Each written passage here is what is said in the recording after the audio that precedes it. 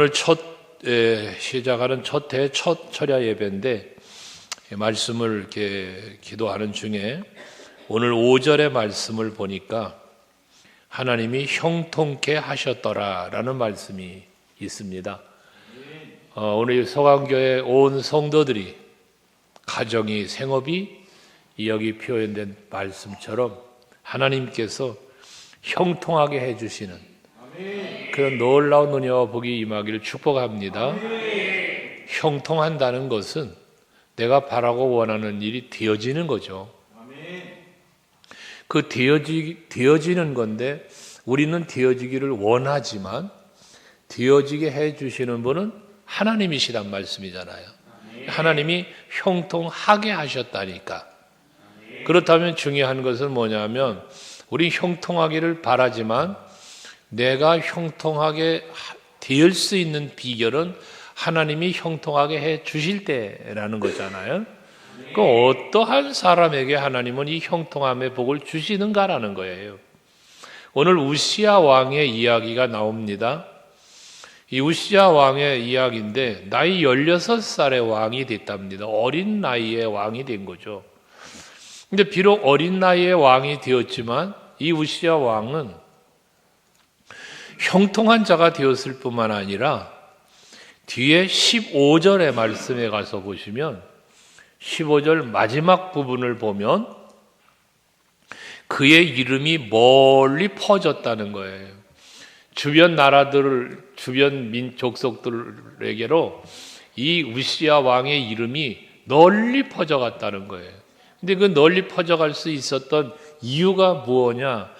기이한 도우심을 얻어라고 말합니다. 이 기이한 도우심을 얻었다는 건 무슨 도우심? 하나님의 도우심이죠. 그러니까 형통하게 하셨던 하나님이 이 우시야 왕 어린 왕이었던 16살의 왕이니 이 왕을 기이한 도우심으로 도와주셨다는 거예요. 그 형통하게 하셨을 뿐만 아니라 뭐였어? 강성하여짐이더라 그랬습니다. 강성해졌다는 거예요. 형통한 것뿐 아니라 강성해졌다. 이게 우시야 왕이 누린 복입니다. 오늘 예배하시는 여러분들도 이 두 가지의 복. 첫째, 형통하시기를 바라고, 둘째, 강성해지시기를 축복합니다. 이와 같은 복은 하나님이 주신다고 했는데 그 하나님이 모든 사람에게 주시느냐? 아닙니다. 성경을 보면 특별한 사람들에게 하나님이 주셨어요. 형통의 복도 강성함의 복도 하나님께서 구별하여 주셨다는 말씀입니다. 어떤 사람에겐 형통의 복을 주셨지만 어떤 사람은 멸망시켜 버리신 경우가 있잖아요. 어떤 사람은 강성하게 해주셨지만 어떤 사람은 모든 힘을 다 빼앗아 버리는 경우도 있었습니다. 대표적인 비교를 한다면 사울 왕과 다윗 왕을 비교해 볼 수가 있습니다. 사울은 왕이었고 다윗은 어린 소년이었습니다. 근데 하나님께서 사울 왕에게 주었던 왕의 권세, 누릴 수 있는 모든 것을 사울 왕에게서 빼앗아서 다윗에게 주었습니다. 다윗에 대한 기록도 성경에 보면 이 우시야 왕처럼 형통한 자가 되었다, 강성한 자가 되었다라고 말씀하고 있습니다. 그 역시도 마찬가지 하나님께서 그에게 베푸신 은혜였음을 성경은 우리에게 말해주고 있어요.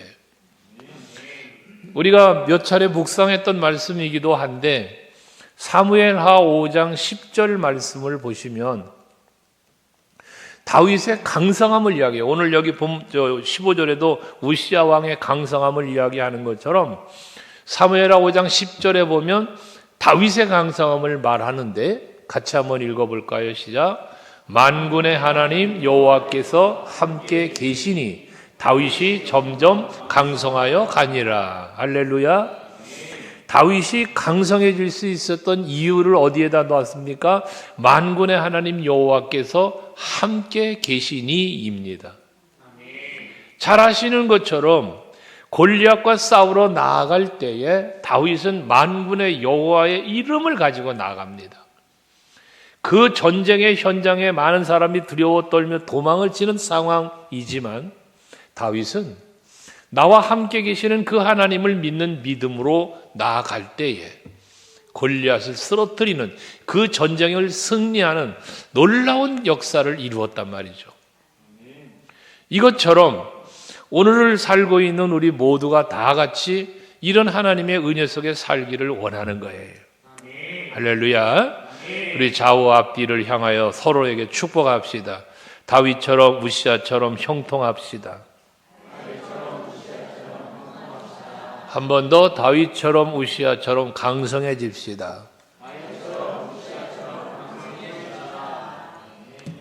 정말 그렇게 될 수 있길 바랍니다. 세상이 힘들어요. 나라가 힘들어요. 개인이 힘들어요. 가정의 사업이 모든 게 어려워요. 온통 사람들만 만나면 전부 힘들다, 어렵다, 심지어 죽겠다 막 이런 소리를 표현을 그래야 합니다. 너무 힘든 거죠. 인정합니다. 보기에도 그렇습니다. 느끼기에도 그렇습니다. 그렇지만 중요한 것, 우리는 잊지 말아야 할 것, 아무리 힘들고 아무리 어려워도 하나님은 살아계신다는 거. 나는 죽겠어도 하나님은 살아계신단 말이에요. 나는 약해도 하나님은 강하시단 말이에요. 그 하나님이 나를 도와주시고 그 하나님이 나와 함께 해주시기만 하면 우리는 뭐해? 형통하게 되고 강성하게 되어진다는 거예요. 근데 오늘 말씀 속에서 이 우시아 왕의 이야기인데, 우시아 왕을 보면 어린 나이에 왕이 되어서 52년 동안 왕으로 통치를 했는데 4절 말씀을 보면 우시아가 그의 아버지 아마샤의 모든 행위대로 여호와 보시기에 정직하게 행하며 라고 말을 합니다. 이게 우시아 왕이 형통한 자가 되고 강성한 자가 될 수 있는 첫 번째 이유를 말하는 겁니다. 그 첫 번째 이유가 뭐냐? 여호와 하나님이 보시기에 정직하게 행했다는 거예요. 물론 그 앞에 자기 아버지 아마샤를 본받았다고 이야기하는데 중요한 거죠. 아버지의 믿음, 아버지의 신앙, 아마샤도 종교개혁을 하고 그러면서 대단한 그 여호와 하나님을 중심으로 살았던 왕인데 그 아버지의 믿음을 본받았다는 얘기죠. 그러면서 뭐해서 여호와 보시기에 정직하게 행했다. 이 말은 하나님이 나를 보고 있다. 나는 지금 하나님 앞에서 산다라고 하는 의미입니다. 하나님 보시기에라고 하는 말은. 여러분에게 늘 말씀을 자주 드리는 거지만 우리가 하나님 앞에서 살아야 된다라고 말씀을 드리는데 그 하나님 앞에서 내가 살려면 하나님이 나를 지금 보고 계신다라고 하는 이 영적인 인식이 있어야 돼요. 하나님이 지금 나를 지켜보고 있다, 이 생각이 우리에게 있어야만 하나님 보시기에 정직하게 살 수 있는 거거든요. 근데 하나님을 느끼지 못하면 하나님이 나를 보시고 있다는 이 사실을 내가 잊어버리는 순간 우리는 하나님 앞에 부끄럽게 살게 돼요. 우리 세상이 서로 그렇잖아요. 누군가가 나를 보고 있다, 카메라가 나를 보고 있다, 행동이 조심스럽지요.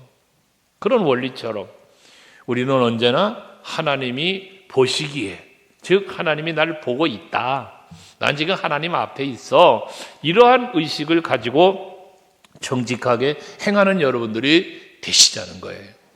그 하나님 앞에서 사는 하나님이 보시기에 합당하게 살아가는 이 삶은 결과적으로 어떤 삶이냐? 여호와 하나님과 동행하는 삶이죠. 하나님이 내 곁에 있으니까, 나는 지금 하나님 앞에 있으니까. 시편 16편 8절 말씀도 우리가 간혹 묵상하지만 다윗의 고백입니다만 내가 여호와를 항상 내 앞에 모셨다잖아요. 하나님을 다윗은 항상 앞에 모셨다는 거예요. 오늘 우시아 왕이 하나님 보시기에라고 하는 말처럼 다윗도 늘 하나님 앞에서 살았어요. 그 하나님 앞에 모시고 살았어요. 그러니까 그가 내 오른편에 계시므로라는 표현을 또 하는데 흔들리지 않는다는 거예요. 아무리 고난이 와도 힘든 일이 와도 흔들리지 않고 하나님 붙잡고 하나님 의지하며 살았다는 거거든요. 동행을 말하는 거예요. 이게 임마누엘이에요. 함께 하심이지 않습니까? 그래서 성경에 보면 하나님과 동행한 사람들에 대한 기록을 에녹을 말하고 노아를 말하고 이 다윗도 얘기되는 거예요. 에녹 같은 경우는 창세기 5장의 말씀에 보면 그 에녹이 하나님과 동행했다고 24절에 말하고 있잖아요. 에녹은 하나님과 늘 동행하는 삶을 살았어요. 그러다 보니까 하나님이 그를 얼마나 합당히 여기셨던지 그를 데려가셨다. 죽음을 맛보지 않고 데려가게 하셨어요. 죽지 않고 산 채로 하나님 앞에 들림받은 인물들이 몇 있죠, 성경에? 그 가운데 하나가 이 에녹입니다. 얼마나 예뻤으면, 얼마나 하나님 보시기에 합당했으면 그 사는 동안에 항상 동행하다가 하나님 앞에 세상에서 그를 데리고 하늘나라로 갔겠는가라는 것이죠. 하나님과 동행하는 삶을 사는 자가 누리는 은혜입니다. 저와 여러분이 늘 에녹처럼 하나님과 동행하며 사시고 그 동행하다가 주님 앞에 주님 나라에 이를 수 있는 여러분 될 수 있기를 바랍니다. 또 노아 같은 경우도 창세기 6장 9절에 보면 그 홍수의 심판의 사건이 있을 때에 온 세상의 사람들을 하나님이 다 죽이시잖아요, 심판으로. 그렇지만 노아는 하나님께서 살려주시는 거 아닙니까? 그 심판을 계획하실 때에 9절이지만 8절에 보면 그러나 노아는 하나님께 은혜를 입었더라라고 말씀을 해요. 그러나 노아는 여호와께 은혜를 입었다. 근데 그 은혜를 입었다는 것은 산 건데요. 홍수 심판에서 죽지 않고 산 거예요. 방주를 만들게 하시고 방주를 통하여 살리신 거란 말이에요. 이게 은혜란 말이에요. 근데 왜 그랬냐? 그게 좀 아까 자막 띄었던 9절이에요. 노아가 저렇게 살았다는 거예요. 읽어볼까요? 시작. 이것이 노아의 조건이라. 노아는 의인이요 당대의 완전한 자라. 그는 하나님과 동행하였으며. 할렐루야. 이게 노아가 하나님께 은혜를 입은 이유입니다. 노아는 당대 의인이었답니다. 다른 사람들은 죄가 가득해서요, 하나님이 사람 지으심을 한탄하는 시대에. 근데 노아는 뭐예요? 의인이래요. 하나님이 보실 때 믿음으로 산 사람이었다는 거예요. 뿐만 아니라 당대 완전한 자래, 성경에 완전한 자라 표현을 받은 사람이 노아예요. 세상에 완전한 자가 없어요. 의인은 없나니 하나도 없다고 그랬어요. 그런데 노아를 일컬어서는 완전한 자라 의인이라 그랬어요. 그 이유를 뭐라? 하나님과 동행하였으며. 그러니까 하나님과 늘 함께 했어요. 그러니 의인이 될 수 있어요. 그러니 완전한 자가 될 수 있다는 것이죠. 그럼 오늘 우리들에게 일컬어 이 시대는 의인은 없네 하나도 없다라고 말하고 있는데, 성경은 말하는데 완전한 자가 없다고 그러는데, 그러나 완전한 자가 될 수 있다 없다? 없다고 말하지만 여러분들은 완전한 자가 지금 이 시대에 우리는 완전한 자 의인이 될 수 있다 없다? 대답 좀 해봐요. 여러분 의인이 될 수 있어요 없어요? 완전한 자가 될 수 있어요 없어요? 있어요. 있다고요. 비결은 오직 하나. 비결은 오직 하나. 사도 바울이 그렇게 강조하는 예수 안에 있을 때, 오늘 본문에서 말하는 것처럼 하나님 앞에서 살아갈 때, 하나님과 동행하며 살기만 하면 우리도 노아처럼, 에녹처럼, 다윗처럼, 우시아 왕처럼 우리는 의인도 될 수 있고 완전한 될 수 있고, 그래서 우리는 형통한 자가 될 수도 있고 강성한 자가 될 수도 있다는 겁니다. 그럼 왜 우리는 왜 의인이다 완전한 자에 대해서 자신 없이 불가능하다라는 생각을 하게 될까? 내가 하나님 앞에서 온전하게 살지를 못하는 이유 때문인 것입니다. 우리 서강교회 성도 여러분, 2025년 이 한 해는 부족하지만, 우린 약하죠. 부족하지요. 하지만 우리가 힘써야 할 것은 여호와 하나님을 늘 의식하고 하나님 앞에서 내가 정직하게 살려고 몸부림치는 여러분들이 될 때 여러분은 형통한 자가 될 것입니다. 뿐만 아니라 하나님 앞에서 정직하게 행했다는 거니까 부끄럽지 않게 살았다는 것이고요. 5절에 보시면 하나님의 묵시를 밝히 하는 스가랴가 사는 날에 뭐 했어요? 하나님을 찾았고 라고 말씀을 합니다. 하나님을 찾았답니다. 그 하나님을 찾았다는 것은 무엇을 말하는 것입니까? 하나님을 의지했다. 하나님께 기도했다라고 말씀하는 거예요. 그래서 우리가 금년 한 해 형통하는 삶을 살려면 방법 없습니다. 하나님 앞에 나와 기도하셔야 합니다.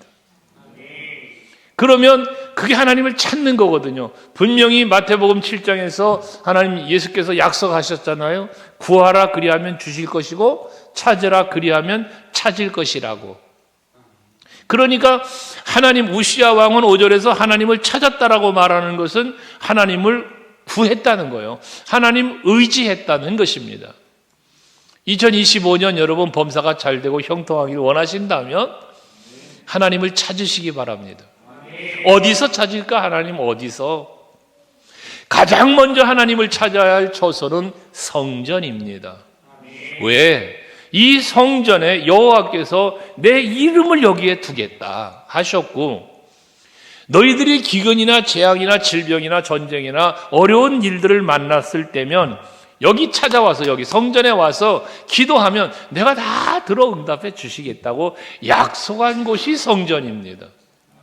여호와의 이름을 두신 곳, 우리를 만나 주시겠다고 약속한 곳, 여기가 성전이기 때문에 여러분들이 하나님을 찾는다 할 때 그 찾는 처소가 바로 이 성전이 우선되어야 한다는 거예요. 물론 하나님은 무소부재하신 하나님 어디든 계십니다. 그러므로 장소는 성전을 정하시고 성전에 나오시기를 힘쓰시되, 여러분 가정에서든 직장에서든 어느 곳에서든지 길을 걷는 중에라도 하나님을 생각하고 하나님을 의지하며 기도할 수 있는 여러분들이 되시면 반드시 도와주실 거예요. 반드시. 하다못해 자동차를 끌고 어디를 이동하는 중에 무사히 사고 없이 갈 수 있게 해달라고 기도하는 것도 하나님을 찾는 행위예요.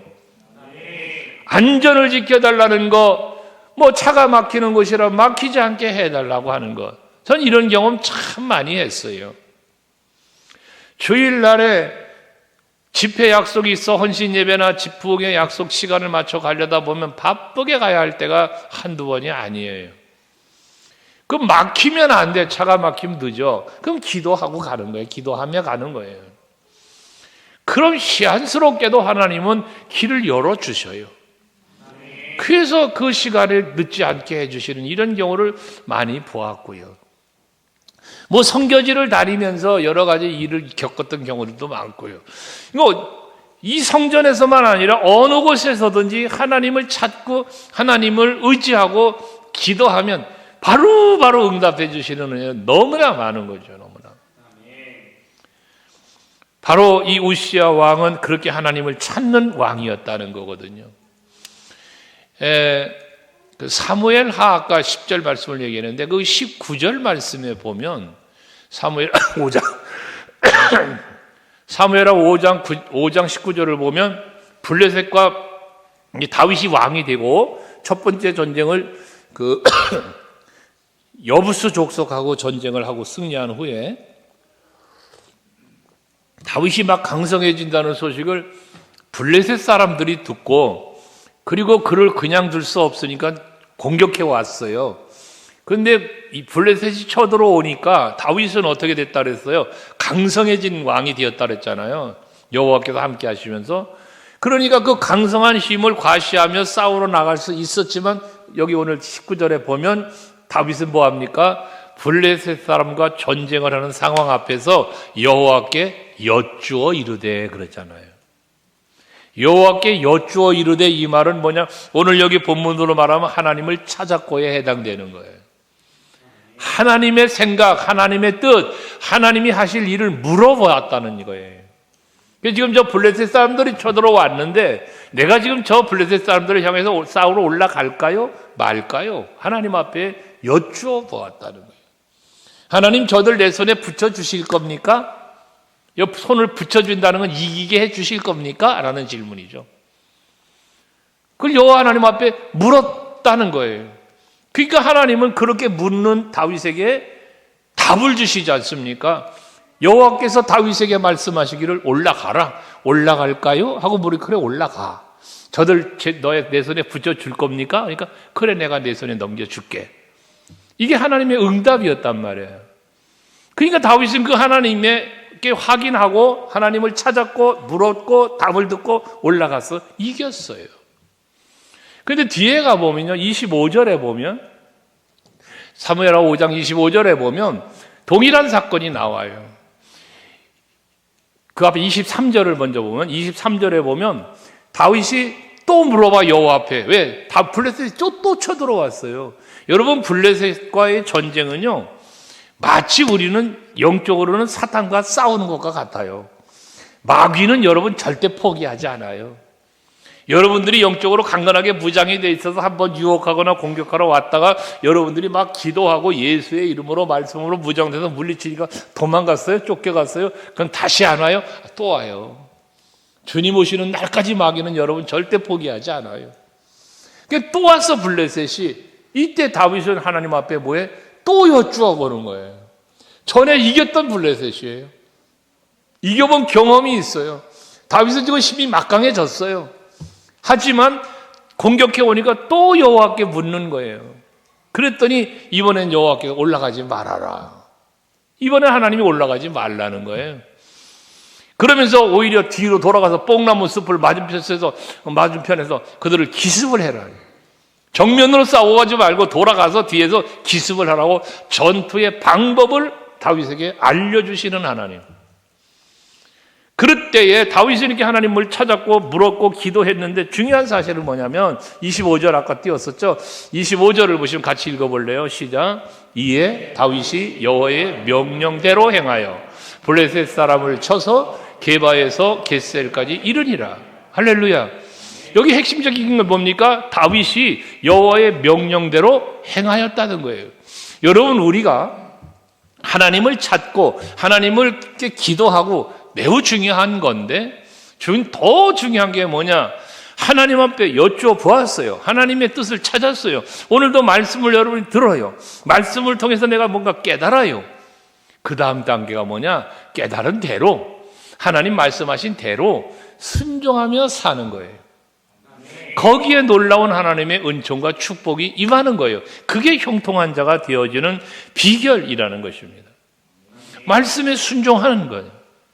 배웠으면, 들었으면 그대로 사는 거예요. 아멘 했으면, 믿는다면 믿음으로 사는 거예요.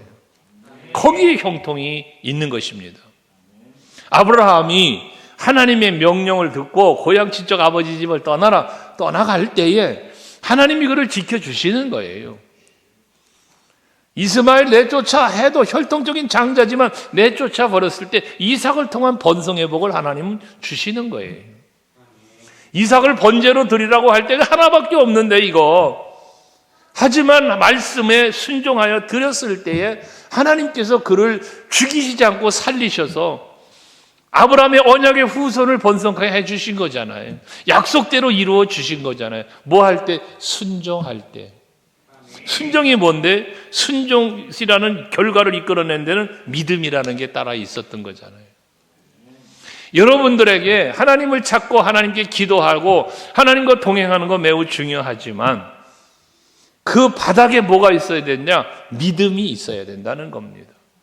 우리가 이 밤에도 주님의 전에 나와서 예배하고 찬송하고 기도하고 다 하는데 여기에 바탕에 뭐가 있어야 돼? 믿음이 있어야 된다는 겁니다.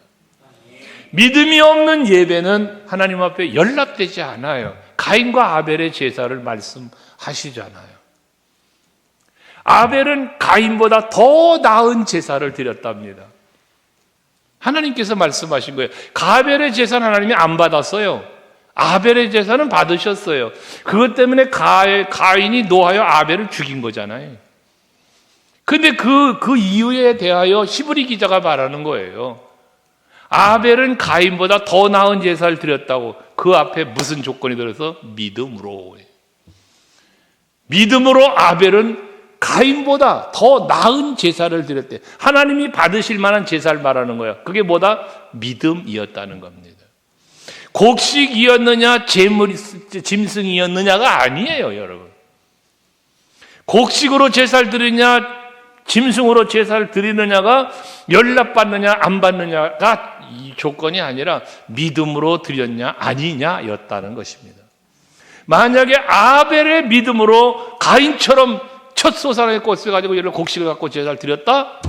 연락되죠. 그러나 가인처럼 믿음이 없는 제사로 아무리 살찐 짐승을 잡아 드려도 하나님은 그 제사 연락하지 않았다는 거 아닙니까?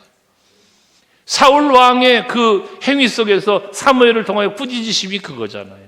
사무엘상 15장이죠. 15장 22절에 보면 그 살찐 짐승들을 갖다 아말렉 진멸하라고 하는데 진멸하지 않고 그리고 잡아갖고 왔잖아요. 욕심 때문에요. 그리고 짐승의 소리가 뭔 소리냐 사무엘이 물으니 아니 백성들이 그만 짐승들 가져왔다는 거 아니겠습니까? 그때 사무엘을 통하여 꾸짖는 것이 무엇입니까? 여호와께서 번제와 다른 제사를 그의 목소리 청정하는 것을 좋아하신 같이 좋아하겠냐? 말 길게 했지만 하나님이 이 짐승의 제물보다도 하나님의 말씀에 순종하는 걸 더 좋아하시지 않겠냐는 거예요. 순종이죠, 순종.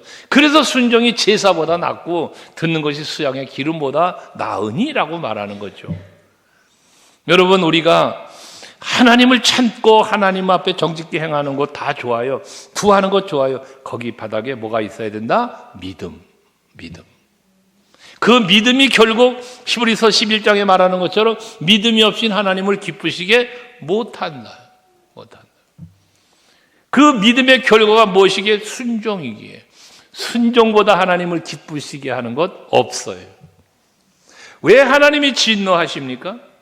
아담과 하와에게, 사울 왕에게, 이스라엘 백성들에게 진노하시는 이유가 무엇이었습니까? 전부 동일합니다. 불순종입니다. 불순종. 내가 너희 앞에 신명기 11장에 말하는 것처럼 너희 앞에 복과 저주를 놓았다. 이 복과 저주가 내 앞에 있는데 복을 택할 것이냐 저주를 택할 것이냐 갈림길이 뭡니까? 순종이냐 불순종이냐입니다.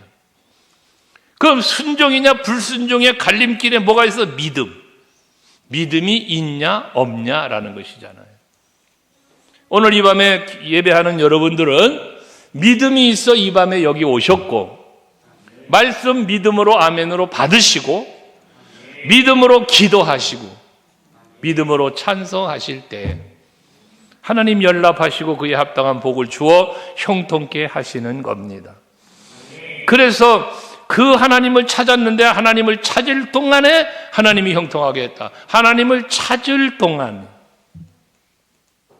여러분 2025년 한 해가 첫날에 첫 주에 첫 달에만이 아니라 이 해가 다 마무리할 때까지 계속해서 하나님을 찾는 한 해가 되기를 바랍니다. 찾을 동안 형통케 해주신다는 얘기 속에는 뭐가 살짝 가미되는 게 뭡니까? 하나님을 찾지 않으면 형통할 수 없다. 이 메시지가 들어있지 않나요? 찾을 동안 형통했다는 것을. 사무엘이 사는 날 동안 이스라엘이 평안했답니다. 이게 뭐냐면 사무엘이라는 그런 영적인 지도자가 있었기 때문이었다는 거죠. 그러면서 이어진 게 뭡니까? 사사기서로 가잖아. 사사기서 성경에 보면. 사사기서에 보면은요. 사사기서의 기록을 보면 그 사사들의 이야기가 마지막 사사가 사무엘 가는데 그게 뭡니까? 사사가 살아있을 때는 사사가 있을 땐 나라가 평안했어요. 그런데 그만 사사가 죽고 나면 또 이 백성들이 우상성이며 또 잘못, 또 고난당하고 이 반복. 여러분 우리 서강교회 성도들은 2025년 이 한 해 동안 정말 여호와 하나님 바라보고 그 하나님 앞에서 그 하나님 찾고 그 하나님 의지하고 기도하고 예배하며 사는 여러분들이 되셔서 형통케 하시는 놀라운 복을 다 누리며 살아가는 여러분 되시기를 바랍니다. 많이 힘들고 어렵습니다. 처음 말씀드린 것처럼 이때 하나님이 도우심이 없이 우리가 어찌 살겠습니까? CTS 방송을 잠깐 보는 중에 이름을 대면 알만한 어떤 정치하는 장로님이 나오셔서 그 앵커와 같이 마지막 축복을 하며 애국가를 부릅디다. 애국가를 부르는데 제가 늘 여러분에게 말씀드린 것처럼 애국가 중에 전 가장 은혜되는 구절, 하나님이 보호하사 우리나라 만세입니다. 근데 이게 종교적인 편향이다 그래가지고 원래 가사가 하나님이 맞아요, 작사가. 근데 이걸 하느님으로 바꿔놨어요. 하느님으로. 천주교적 성향이죠. 하늘에 있는 신 개념. 우리는 기독교인들은 언제나 어디서 애국가를 부르든 부를 기회만 온다면 그 부분은 특별히 큰 소리를 내서 하나님이 보호하사 우리나라 만세. 네.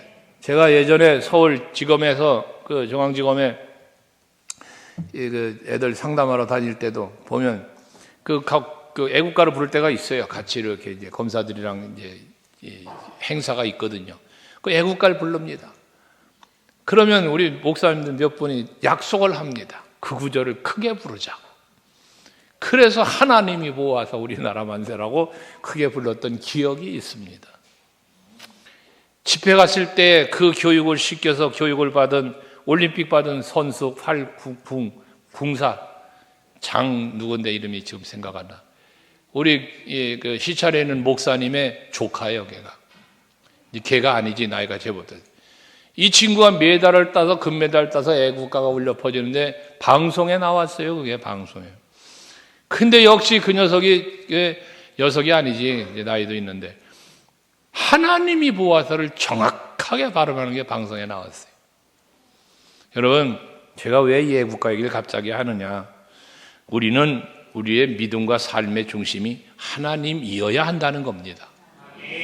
거기에 형통이 있고 거기에 강성함이 있는 거예요. 하나님을 찾는 동안에라고 말했는데 뒤에 가서 보시면 기가 막힌 일이 벌어지잖아요. 우시야 왕의 이야기요. 그 하나님을 찾는 동안 형통하게 됐고 기이한 도우심 때문에 강성해졌다는데 16절 한번 읽어볼래요? 오늘 16절 보면 뒤에 16절 같이 시작. 그가 강성하여 짐에 그의 마음이 교만하여 악을 행하여 그의 하나님 여호와께 범죄하되 곧 여호와의 성전에 들어가서 향단에 분향하려 한지라. 여러분, 우시야 왕이 여호와를 찾는 동안에 하나님을 의지했고 하나님과 동행했고 하나님 앞에 정직했고 그때는 형통하고 강성하게 해주셨어. 기이한 도우심으로. 그런데 그만 교만해졌어요. 강성해지니까 형통하게 되니까 교만해졌어요. 그 교만 때문에 뭐 했다는 거예요? 우시야 왕은 결국 망하고 말았습니다. 21절 말씀에 보면 우시야 왕이 죽는 날까지 나병 환자가 되었다. 당시에 제사장이 말릴 때 그 말리는 제사장 말을 듣지 않고 화를 냈다고 그래서 19절에 보면 화를 냈어요. 그때 이마에 문득병이 생겨버렸어요. 근데 그 문득병이 죽는 날까지 문득병이 낫지를 않았어요. 뭔 얘기를 하는 겁니까? 하나님 앞에서, 제사장 앞에서, 백성들 앞에서 교만해졌다는 겁니다. 잠언 16장 18절을 우리는 많이 암송들 하시잖아요. 거기 보면 교만은 뭐라고 그래요? 패망의 선봉이다. 거만한 마음은 넘어짐의 앞잡이다. 그러니까 이 교만해지면 망하는 길을 가는 거예요. 망하는 길을. 아무리 형통하고 있다가도, 아무리 강성해져 있다가도 내가 교만해지는 순간 왜 이렇게 패망의 선봉으로 망하게 되느냐? 교만이 뭐라 그랬습니까? 하나님이 받아야 할 영광을 내가 가로채는 거라고 그랬잖아요. 내가 이렇게 형통하게 된 이유가, 내가 이렇게 강성하게 된 이유가 누구 때문인데? 하나님 때문인데. 이걸 망각하는 거예요. 그게 교만해지는 거예요. 하나님 앞에 버림받는 게 된다고 말이에요. 그래서 사도 바울은 고린도전서 10장 12절에서 고린도 교회를 향하여 편지하며 권한 말씀이잖아요. 같이 또 시작. 그런즉 선줄로 생각하는 자는 넘어질까 조심해라. 여러분, 내가 뭔가 된 듯 싶습니까? 내가 뭔가 잘 돼요? 내가 좀 강건해요? 잘 됐어요? 넘어질까 조심해라. 겸손하라는 것입니다.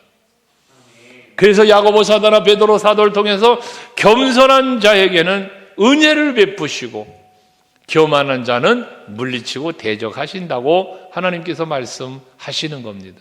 이와 같은 말씀을 주시는 이유가 무엇입니까? 우리에게 하나님 무엇을 요구하고 계시는 거예요? 겸손해라. 모든 영광 하나님께 돌려라. 그러면 형통할 것이다. 그러면 강성해질 것이다. 그 형통과 강성함을 누리게 될 것이다 라는 겁니다. 여러분, 간혹 복에 대한 말씀을 드렸지만 복을 받는 것 중요하죠. 복을 받는 것 중요합니다. 그러나 아무리 많은 복을 받아서도 내가 그 복을 누리지를 못한다면 이게 나와 무슨 상관이 있는 복이 되겠습니까? 복은 누릴 때 복이 되는 겁니다.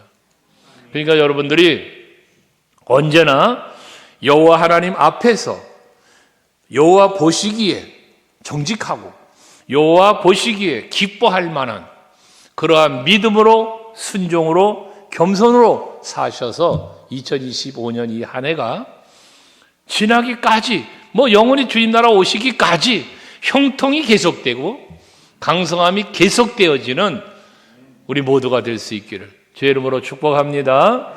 할렐루야. 기도하십시다.